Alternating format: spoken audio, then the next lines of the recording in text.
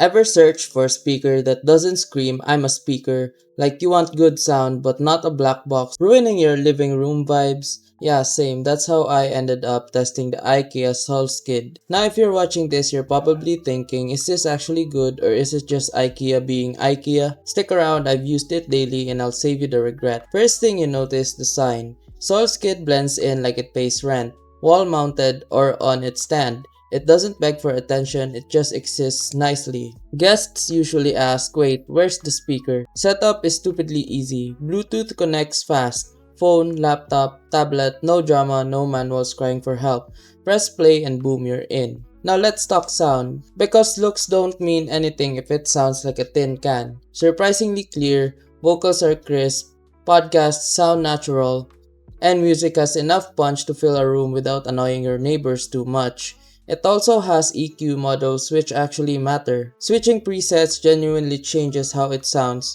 Bass heavy tracks feel fuller, chill playlists stay clean, and audiobooks remain easy on the ears. Here's where it gets fun. Multi-speaker mode, pair it with another compatible speaker and suddenly your house feels like one connected space. You can even run two for proper left and right stereo, and yes, it works great with a TV.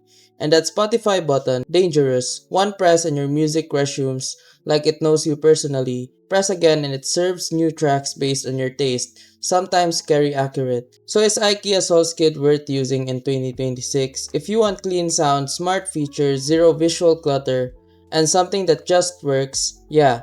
It's not trying to be flashy, it's trying to be useful, and honestly it succeeds. If this video helped, drop a like and don't miss the next review. And remember, if this video helped you fix something or saved you from wasting money, here's an easy way to support the channel.